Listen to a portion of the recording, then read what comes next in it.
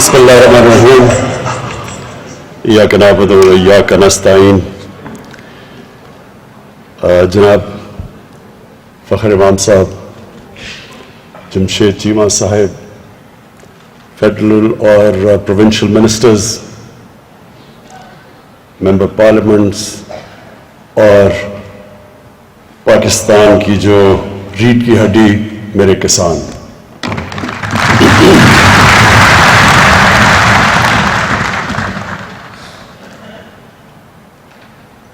آج جو ہمارا مقصد اس کسان کانفرنس کو آپ سب کو یہاں بلانا تھا, اس کا مقصد یہ کہ ہم اپنے ملک کو, اپنے کسانوں کو تو ڈائریکشن دیں, لیکن ملک کو بھی اس چیز کا احساس دلوائیں کہ اب یہ آنے والا وقت وہ نہیں ہے جو پیچھے گزر چکا ہے. پاکستان کو بڑے نئے چیلنجز ہیں, اور جو سب سے بڑا چیلنج آ رہا ہے سامنے وہ ہے فوڈ سیکیورٹی. ہم نے اس پچھلے سال 40 لاکھ ٹن گندم ہم نے امپورٹ کی, 40 لاکھ ٹن.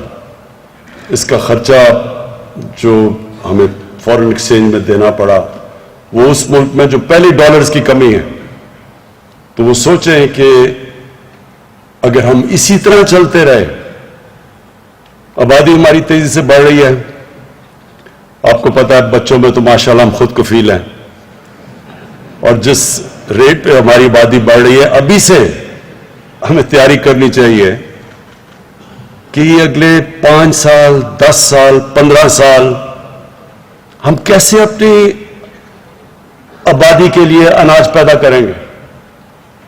تو اس لیے یہ بڑی امپورٹنٹ ہے احساس دلوانے کے لیے کہ ایک انسانی معاشرہ وہ جب اس چیز کا سامنا کرتا ہے کہ آگے جا کے مجھے خطرہ ہے, جب انسان کی جو انگریزی میں ٹرم یوز کی جاتی ہے سروائیول انسٹنکٹ, کہ جب اس کو خطرہ نظر آتا ہے تو وہ پھر سوچتا ہے انسان کہ میں اب کیا کروں گا اس کا. تو ابھی سے ہمیں تیاری کرنی چاہیے اور ابھی سے وہ قدم اٹھانے چاہیے کہ اگر ہم نے آگے اپنے لوگوں کو, اس قوم کو بچانا ہے جو مسئلے مسائل آنے والے ہیں. تو یہ جو فوڈ سیکیورٹی ہے یہ اصل میں نیشنل سیکیورٹی ہے. ایک ملک جو اپنے لوگوں کو پوری طرح اناج نہ پرووائڈ کر سکے, جس ملک میں لوگ بھوکے ہوں, بچے سٹنٹڈ ہوں, یہ سٹنٹڈ بھی آپ سمجھ لیں کہ یہ ہمارے تقریباً 40% بچے, 40% پاکستان کے بچے وہ اپنے پورے نہ قد پہ پہنچ سکتے ہیں یا ان کی برین پوری طرح اس طرح بڑھتی ہے کیونکہ ان کو غذا پوری نہیں ملتی. یہ بہت خوفناک فگر ہے. پہلی دفعہ اس کے لیے ہم اب احساس پروگرام میں ایک نیوٹریشن پروگرام لے کے آ رہے ہیں کہ کیسے ہم نے 3 سال تک بچوں کی غذا پوری کرنی ہے تاکہ وہ سٹنٹڈ نہ ہو, کیونکہ تو زندگی میں تو وہ پیچھے رہ گئے نا, کہ اگر نہ ان کا برین صحیح طرح ڈیولپ ہوگا اور نہ ان کا جسم, تو زندگی کی ریس میں تو پہلے وہ پیچھے رہ گئے. تو یہ صرف یہی نہیں ہے, دودھ کا بہت بڑا مسئلہ ہے. میں نے جب آیا تو مجھے کہیں سے کمپلینٹ آئی کہ جی دودھ ہمیں خالص نہیں مل رہا. میں نے چیک کروایا, پتا چلا زیادہ تر جو دودھ بیچا جا رہا ہے جو پیکٹ میں نہیں ہے وہ کنٹامنیٹڈ ہے. کئی علاقوں میں جب ٹیسٹنگ کروائی گئی تو پتا چلا وہ دودھ ہی نہیں ہے جو دودھ کے نام پہ بیچا جا رہا ہے. واشنگ مشین میں دودھ بن رہا تھا, یوریا ڈالا جا رہا تھا, عجیب عجیب چیزیں. سوچیں کہ یہ ہمارے بچوں کو اس طرح کی جو اس کی گروتھ کے لیے جو سب سے بنیادی چیز دودھ ہے وہی اس کو خالص نہیں مل رہا. جب ہم نے سختی کی تو دودھ کی قیمت اوپر چلی گئی. جب خالص دودھ کے اوپر زور لگایا تو جب چیک کیا شہروں کے اندر جو دودھ آتا ہے جب اس کو چیک کیا گیا تو شہروں میں دودھ کی قیمت اوپر چلی گئی. تو پھر سمجھ آئی کہ بہت بڑا مسئلہ ہے ہمارے ملک میں. پھر اور انویسٹیگیٹ کیا تو پتہ چلا کہ ہماری جو گائے بھینسیں جو دودھ دیتی ہیں وہ 6 گنا کم ہے اور ملکوں سے, چائنا سے, یورپ سے. تو کیا وجہ ہے اس کی؟ پھر جب ہم نے دیکھا تو ہمیں پتا چلا کہ ہم نے کبھی سوچا ہی نہیں کہ اپنی جو ہماری گائے بھینسیں ان کی جینز ٹھیک کریں تاکہ یہاں بھی پیداوار بڑھ جائے. وہ کوئی مشکل کام نہیں تھا. صرف ہمیں اس کے لیے امپورٹ کرنی تھی باہر سے جو سپرم استعمال ہوتا ہے گائے بھینسوں کی جینز ٹھیک کرنے کے لیے. وہ کوئی اتنی بڑی بات نہیں تھی, لیکن کبھی توجہ نہیں دی گئی. اصل میں مسئلہ کیا ہے؟ مسئلہ پاکستان کا ہے, ایک میں انگریزی کی ٹرم ہے ایلیٹ کیپچر. یا جو ملک ہمارا بنا وہ سب کے لیے نہیں بنا, وہ چھوٹے سے طبقے نے کیپچر کر لیا اس ملک کو. وسائل کو بھی, ساری اچھی سہولتیں ان کے لیے, مرات ان کے لیے. کبھی کسی نے چینج کرنے کی کوشش نہیں کی. دیکھیں جب انگریز آیا تھا, انگریز کی غلامی کیا تھی؟ انگریز نے اپنے لیے ایک اسپیشل سسٹم بنائے ہوئے تھے. وہ کنٹونمنٹس میں رہتے تھے, وہاں عام یہاں کے ہندوستانی نہیں جا سکتے تھے. ان کی اپنی سٹینڈرڈ تھی, ان کی تنخواہیں مفت تھی, وہ زیادہ وہ حکمران تھے. ہمارے پیسوں کے اوپر وہ بادشاہ بن کے رہتے تھے, ہم غلام تھے. لیکن جب ہمیں آزادی ملی تو ہمیں کرنا یہ چاہیے تھا کہ ہمارے جو حکمران آئے انہوں نے پھر سب کو بیچ میں, جس کو انکلوسیو کہتے ہیں, سب کو شامل کرنا چاہیے تھا پاکستان کی ترقی میں. وہ نہیں ہوا. انگلش میڈیم ایجوکیشن, میں جب پڑھا تھا تھوڑے سے تھے انگلش میڈیم سکول, باقی اردو میڈیم, سارا انٹلیکچوئل اردو میڈیم سے آتا تھا. دیکھتے دیکھتے انگلش میڈیم بڑھتے گئے اور اردو میڈیم کی سٹینڈرڈ گرتی گئی سرکاری اسکولوں کی. پہلے سارے بہترین جو اسکالر سرکاری اسکولوں سے آتے تھے, وہ سرکاری اسکولوں کی سٹینڈرڈ گر گئی. تھوڑے سے لوگوں کے لیے پرائیویٹ انگلش اسکول بن گئے, اچھی تعلیم اور نوکریاں ان کے لیے. کسی نے نہیں سوچا کہ عام آدمی کیسے اس تعلیم سے 21ویں صدی میں جائے گا. اور یہ ہر چیز یہی مسئلہ آیا. ہسپتال گورنمنٹ کے اچھے بنے تھے, وہ پیچھے رہ گئے, پرائیویٹ ہسپتال بن گئے. پیسے والے لوگ پرائیویٹ ہسپتال, بےچارے عام عوام گورنمنٹ ہاسپٹلز میں جس کی سٹینڈرڈ کچھ نہیں تھی. انصاف کا نظام بھی کیا ہوا؟ وکیل ہیں, مہنگے وکیل ہیں تو انصاف ہے. غریب کمزور آدمی جب طاقتور کے سامنے عدالت میں جاتا ہے وہ مار کھا جاتا ہے. قبضہ گروپ بن گئے, کیسز زمین کا کیس ہی نہیں حل ہوتا تھا, قبضے شروع ہو گئے.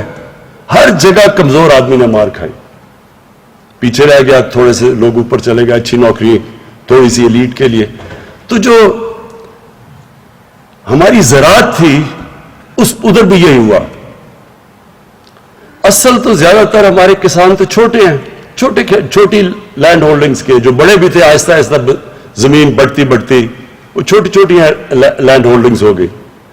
تو جو چھوٹے کسان تھے ان کی جب تک ان کی مدد نہ ہم کرتے, ان کے پاس تو وسائل نہیں تھے کہ وہ سیڈ اچھی سی دنیا سے ڈیولپ کرتے یا لے کے آتے, امپورٹ کرتے. ان کے پاس تو پیسہ نہیں تھا, کریڈٹ نہیں تھا. ان کے پاس تو اتنے پیسے نہیں کہ وہ پیسہ خرچ کر کے اپنی زمین کی پیداوار بڑھاتے, نہ وہ مارکیٹ کر سکتے. وہ فصل جلدی اگر نہیں بیچتے تو ان کے پاس سٹوریج ہی نہیں تھی, تو اس کے لیے بیچ میں آڑتی آ گیا. نہ ان کو کیپٹل, نہ ان کو پیسے ملتے تھے, نہ ان کے پاس سٹوریج تھی, تو ان سے سستی چیزیں خریدتے اور وہ مہنگی بیچتے تھے. اور پھر جو وہ انپٹس کے لیے چیزیں خریدتے تھے وہ مہنگی ہوتی تھی بنسبت طاقتور کے. تو ہر جگہ جو سسٹم تھا اس نے چھوٹے کو پیچھے چھوڑ گئی ریس میں. اور جو انسانی معاشرہ ہوتا ہے جس میں انسانیت ہوتی ہے, وہ پہلی چیز اس کی حکومت دیکھتی کمزور طبقے کو ہے. جب میں اس لیے بار بار مثال دیتا ہوں, میں جب اقتدار میں نہیں آئے تو میں کبھی مدینہ کی ریاست کی نہیں بات کرتا تھا, میں صرف اسلامی فلاحی ریاست کی بات کرتا تھا. اور پھر میں جو 3 اصول تھے مدینہ کی ریاست کے, جسے جو بنیاد رکھی گئی مسلمانوں کی عظمت کی, جب امامت کی انہوں نے دنیا کی کئی سو سال, وہ تھا انصاف، انسانیت اور خودداری. جو مدینہ کی ریاست تھی اس نے کیا کیا تھا جو باقی مختلف تھا دنیا میں؟ انہوں نے سب سے پہلے نچلے طبقے کو اٹھایا تھا. اور جو چائنا کی آج دنیا میں سب سے تیزی سے اوپر جا رہا ہے، اس نے کیا کیا تھا؟ اس نے اپنے پچھلے 35 سال میں جب 70 کروڑ لوگوں کو غربت سے نکالا تو تب وہ سپر پاور بنے. اور انہوں نے ایسے کیا کہ انہوں نے اپنے کسانوں کی، چائنا میں بھی چھوٹی چھوٹی ہولڈنگز تھی، غربت اصل میں دیہاتوں میں تھی، تو چائنا نے اپنے ملک کو اٹھانے کے لیے وہ چھوٹے کسانوں کی مدد کی، جو کہ ہمیں 74 سال پہلے شروع کر دینی چاہیے تھی، جو ہم نے نہیں کی.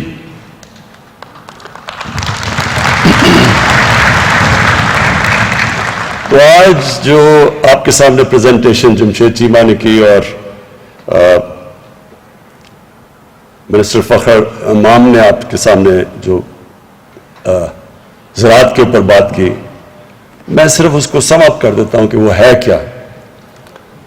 اگر ہم اسی طرح چلتے رہے آگے، یہ یقین ڈال لیں کہ ہمیں صرف فوڈ سیکیورٹی اتنا بڑا مسئلہ بن جائے گا کہ یہ ہماری نیشنل انسیکیورٹی بن جائے گی. ہم اگر اپنے لوگوں کو، کوئی بھی قوم اپنے لوگوں کو صحیح معنی میں غذا نہیں دے سکتی، وہ کبھی بھی آگے نہیں بڑھ سکتی. بھوکے لوگ اگر آپ کے قوم میں اگر 15, 20, 30, 40% بھوکے لوگ رہ جائیں تو وہی قوم کو نیچے لے آئیں گے، اور لانا بھی چاہیے. وہ قوم اس کو سزا ملنی چاہیے جو کہ اپنے لوگوں کو کھانا نہیں دے سکتی، ان کی غذا پوری نہیں کر سکتی. لہذا آج جو بتایا گیا کہ اگر ہم ایسے ہی چلتے رہے تو آگے ہم اپنے لوگوں کا، ابھی بھی ہمیں امپورٹ کرنا پڑتا ہے کھانے پینے کی چیزیں، لیکن اس ریٹ کے اوپر جب ہم جا رہے ہیں آگے ہمارے یہ مسئلے اتنے بڑھ جائیں گے کہ یہ اصل میں نیشنل سیکیورٹی کا مسئلہ بن جائے گا. تو اس لیے آج سے ہم اب فیصلہ کر رہے ہیں کہ ہم نے وہ قدم اٹھانے ہیں جو آگے بجائے یہ کہ ہمارے آگے کھانے کی انسیکیورٹی ہو، ہمارے پاس کھانا نہ ہو، ہم ایکسپورٹر بن جائیں. تو میں آج آپ سارے کسانوں کے سامنے ایک بات کہنا چاہتا ہوں. دیکھیں، اللہ نے جب فرشتوں کو کہا کہ آدم کے سامنے جھکو، اور شیطان نے کہا کہ میں تو آگ کا بنا ہوں، میں نہیں جھکتا، تو اللہ نے کیا کہا تھا؟ فرشتوں کو کہا تھا کہ تمہیں بھی نہیں پتا کہ میں نے کتنی اس انسان کو صلاحیت دی ہے. اللہ نے ہمیں اشرف المخلوقات بنایا، سب سے عظیم مخلوق. اس نے ہمارے میں جب فرشتوں کو کہا کہ تمہارے پاس، تمہیں بھی نہیں وہ طاقت دی، جو صلاحیت دی جو انسان کو دی، اس کا مطلب ہم سب میں اللہ نے وہ صلاحیت پیدا کی ہے جو کسی اور اس میں مخلوق کو نہیں دی. لیکن اس صلاحیت کو نکالنے کے لیے اللہ نے کوئی کنڈیشنز لگائی ہوئی ہیں، اور وہ کنڈیشن یہ ہے کہ انسان اپنی عقل استعمال کرتا ہے اور انسان محنت کرتا ہے. اور یہ بھی ہے کہ لا الہ الا اللہ، کسی کے سامنے وہ جھکتا نہیں، وہ اپنے پیر پہ کھڑا ہوتا ہے. یہ جو انسان کے اندر طاقت آتی ہے جب وہ ارادہ کر لیتا ہے کہ میں نے یہ مثلا ایڈمنڈ ہنلے نے فیصلہ کیا، جو پہلا آدمی چڑھا تھا سب سے اونچے پہاڑ پہ، کہ میں نے اس پہاڑ پہ چڑھنا ہے. یاد رکھیں اس سے پہلے جنہوں نے بھی ماؤنٹ ایوریسٹ کے اوپر چڑھنے کی کوشش کی تھی، یا وہ فیل ہو گئے تھے یا وہ مر گئے تھے. تو جان کی اس کو بازی لگانی پڑی، لیکن اس نے فیصلہ کیا میں نے چڑھنا ہے. تو انسان کامیابی تب ہوتا ہے جب وہ ارادہ کر لیتا ہے، کشتیاں جلا دیتا ہے کہ اب میں نے یہ کرنا ہے. تو ہمیں پاکستان کو، جو ہم ایک غلط راستے پہ چل گئے، جب ہم نے ایڈ کے اوپر جس طرح ایک منشیات لینے والے کو جو ایڈکشن ہو جاتی ہے، ہمیں بھی ایڈ کی ایڈکشن ہو گئی. جب ہم کسی کے سامنے ہاتھ پھیلا کے ایڈ لے کے اور قرضے لے کے گزارا کرتے تھے تو ہمارے میں وہ طاقت ہی نہیں آئی جو آنی چاہیے تھی اگر ہم اپنی طاقت کے اوپر ڈپینڈ کرتے. اللہ نے اس قوم کو کیا نہیں دیا. ابھی آپ کو جمشید چیبہ نے بتایا کہ کیا کیا فصلیں اگ سکتی ہیں یہاں, کتنی, سارا بلوچستان کا بتایا, کسی نے سوچا ہی نہیں. اچھا جی بلوچستان تو وہاں تو بارش ہی نہیں ہے, اس کی کسی نے پرواہ ہی نہیں کی کہ اس بھی بلوچستان میں بھی ہم کیا کیا اگا سکتے ہیں. ایسے جب لوگ فیصلہ کر لیتے ہیں تو حالانکہ وہ ہم اسرائیل کو ہم ریکگنائز نہیں کرتے کیونکہ وہ جو ظلم کیا انہوں نے فلسطینیوں پہ, لیکن انہوں نے اس ریگستان کے اندر جو ٹیکنیکس استعمال کیے پانی کی, جو اس نے ریگستان میں جس طرح کی چیزیں اگائی ہیں, تو ہمارے پاس تو وہ اتنا علاقہ پڑا ہوا ہے کیونکہ وہاں علاقہ تھوڑا تھا, بارش بھی نہیں تھی, تو انہوں نے اپنا ذہن لڑا کے اسی ریگستان کو کہاں سے کہاں پہنچا دیا. ہم اللہ کے ایک وہ یہ نعمت ہے پاکستان کی جو اللہ نے ہمارے پہ دی ہے. 12 موسم ہے یہاں, اوپر سے شروع کریں آپ کاراکورم سے اور نیچے تک جائیں تو ہر جگہ پہ ہمارے پاس ہم ہر قسم کی کچھ بھی اگا سکتے ہیں, پھل اگا سکتے ہیں, کچھ بھی اگا سکتے ہیں. لیکن ہم نے کبھی سوچا ہی نہیں اس طرف. آسان تھا وہی جو موہنجو دارو کے زمانے سے جس طرح کی کسان چلے آ رہے تھے وہی ہم ابھی بھی کر رہے تھے, کسی نے کوشش ہی نہیں کی.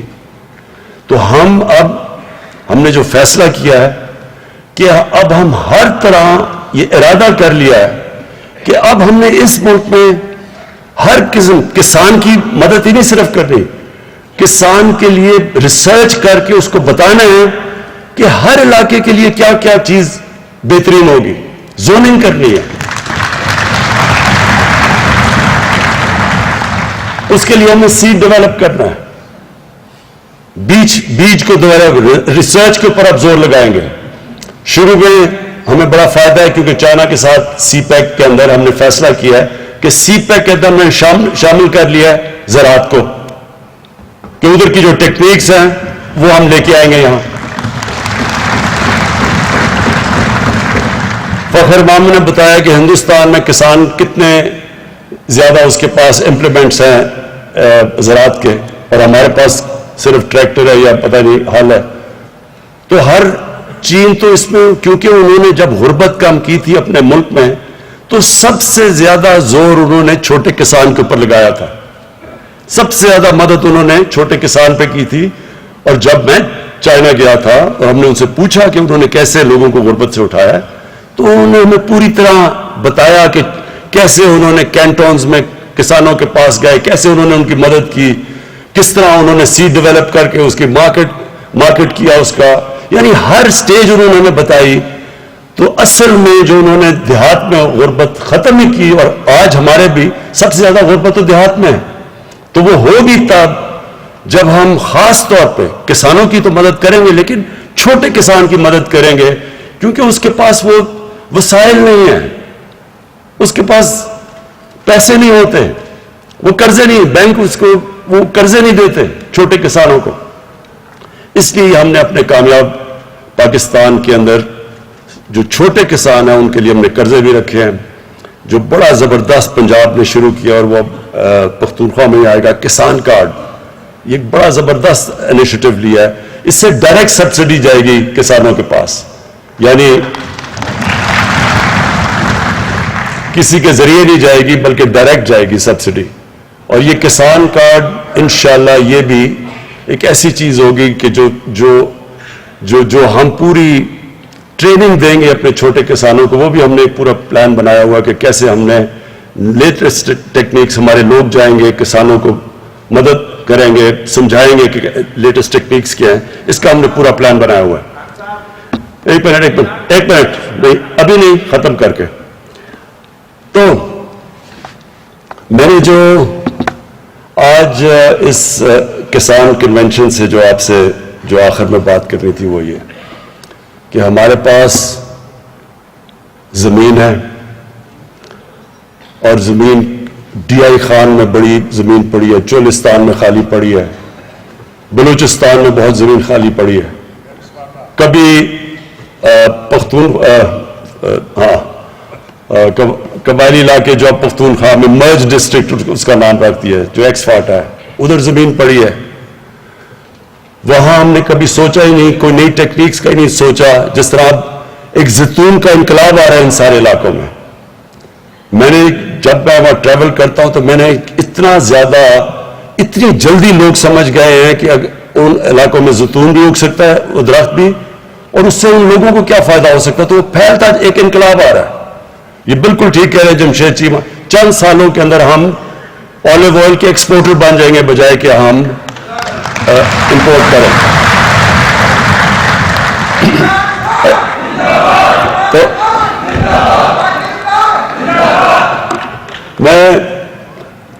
تو میں میرے میں پورا یہ اپنی قوم پہ اعتماد ہے کہ ایک دفعہ ہم مدد کریں لوگوں کی. ہمارا کام ہے ساری دنیا سے لیٹسٹ انفارمیشن لائیں کسانوں کے لیے, لیٹسٹ ٹیکنیکس لے کے آئیں آپ کے لیے, زوننگ کروائیں کہ کیا کیا اگ سکتا ہے. مثلا میں نے اپنے گھر میں ایووکاڈو لگایا اور میں حیران ہو گیا کہ جتنا بہترین ایووکاڈو اس علاقے میں اگتا ہے. اب ایووکاڈو وہ سبزی ہے جو ساری سبزیوں میں سے سب سے مہنگی سبزی سمجھی جاتی ہے. تو وہ تو ہم یہ علاقہ بالکل زبردست ہے ایووکاڈو کے لیے, کبھی کسی نے سوچا ہی نہیں. یہ آپ ایکسپورٹ کر سکتے ہیں. تو پاکستان میں صرف ہم نے جو آج تک اپنا ذہن ہی نہیں لگایا اس طرف, کسی نے سوچا ہی نہیں کہ اللہ نے کتنی بڑی یہ ملک ہمیں نعمت دی ہے. ہم نے سوچا ہی نہیں کہ ہم اس کا کیسے پوری طرح اس کا شکر ادا کیسے کریں گے کہ اس کو صحیح معنی میں اس کی قدر کر کے. تو ابھی تک تو ہم نے قدر نہیں کی. تو اب ہمارا پورا پلان ہے, یہ جو میں کنونشن کا صرف آپ کو یہ کہنا چاہتا ہوں کہ اب پوری یہ گورنمنٹ کا زور ہوگا, ساری ہماری اس پہ ریسرچ بھی ہوگی, ہماری پوری توجہ ہوگی, مسلسل ہماری میٹنگز ہوں گی. کسان ابھی جو رہنما ابھی بات کی, جو ایسوسیشنز کے پریزیڈنٹس ہیں, ان سے ریگولرلی آپ سے انٹریکشن رہے گا کہ آپ کو مسئلے آ رہے ہیں, آپ کے پرابلم سٹوریج کے ہیں, وہ مارکیٹنگ کے پرابلمز ہیں. سب سے بڑا تو مجھے یہ پتا چلا, خوف آیا کہ 30% ہمارے پھل اور ہماری سبزیاں ضائع ہو جاتی ہیں. 30%. اور وہ کیوں ضائع ہو جاتی ہے کہ نہ وہ ایک سٹوریج نہیں ہے, دوسری ٹرانسپورٹیشن میں وہ چلی جاتی ہے, اور تیسری پھر انتظار جو کرنی پڑتی ہے کسان کا اور ڈائریکٹ مارکیٹس کا, اس کے بیچ میں کوئی کنیکشن نہیں ہے. تو جو چائنا میں ہم جب گئے تو انہوں نے ہمیں کیا بتایا, وہ ایک ٹرم استعمال کرتے ہیں ورچوئل مارکیٹس. ہوتا کیا ہے کہ وہاں ایک مارکیٹ ہوتی ہے, ادھر جاتا ہے کسان, وہ کہتا ہے جی میرے پاس یہ چیزیں ہیں, وہ وہاں کہتا ہے, ادھر سے وہ کنیکٹ کر دیتے ہیں ان کو شہروں کے اندر. ادھر لوگ بیٹھے ہوتے ہیں, وہ انفارمیشن ٹیکنالوجی کا استعمال ہے, آٹومیشن ہے, وہ ادھر سے بتا دیتا ہے. وہ کہتا ہے جی اچھا, وہ پھر اس پہ دکھاتا ہے کہ یہ میرے پاس یہ گائے بھینس ہیں, یہ میں بیچنا چاہتا ہوں. وہ ادھر سے بیٹھ کے بتا دیتا ہے اچھا مجھے یہ چاہیے. سیدھا وہ وہاں سے گیا, وہ سیدھا ادھر, کسان کو بھی پیسے زیادہ مل گئے, اور جو اس کا جو پروڈکٹ ہے وہ سستا مارکیٹ میں بکا, عوام کو بھی فائدہ ہو گیا, سستی چیزیں مل گئی اس کو بھی. سو یہ جو نئی چیزیں ہیں یہ ساری اب ہم لے کے آئیں گے. کوشش صرف یہ ہوگی کہ کسان خوشحال ہو ہمارا. جب کسان خوشحال ہوگا تو وہ اپنی زمین پہ پیسہ لگائے گا. جس طرح ہم نے فیصلہ کیا کہ ہم نے جو کسان جب گنا شوگر مل پہ لے کے جاتا ہے تو فوری طور پہ پہلے کرشنگ صحیح ٹائم پہ شروع کریں, ڈیلے نہ کریں, اور اس کے بعد اس کو پورا پیسہ دیں, اس کی پوری قیمت دیں. اگر سپورٹ پرائس ہے تو اس کی پوری قیمت ملے, اور اس کے بعد پیسہ فوری دے. یہ نہ کہ 1 سال تک اس کے پیسہ نہ دے. صرف اس قانون کی وجہ سے کسانوں کے پاس پیسہ زیادہ آیا. پہلی دفعہ اتنا زیادہ پیسہ ملا, تقریباً 1100 ارب روپیہ. جو ساری چیزیں, گندم کا اچھا پیسہ ملا, چاول کا ملا, مکئی کا ملا, گنے کا ملا. اس سے جو پیسہ گیا 1100 ارب روپیہ کسانوں کے پاس, وہ پیسہ انہوں نے لگایا اپنی فصلوں پہ, اور اس کی وجہ سے ریکارڈ گندم بھی ریکارڈ ہوئی, گنا آلموسٹ سیکنڈ ہائیسٹ ہمارا گنا کا ہوا, चावल भी रिकॉर्ड हुआ और फिर मकई भी रिकॉर्ड क्रॉप्स हुई।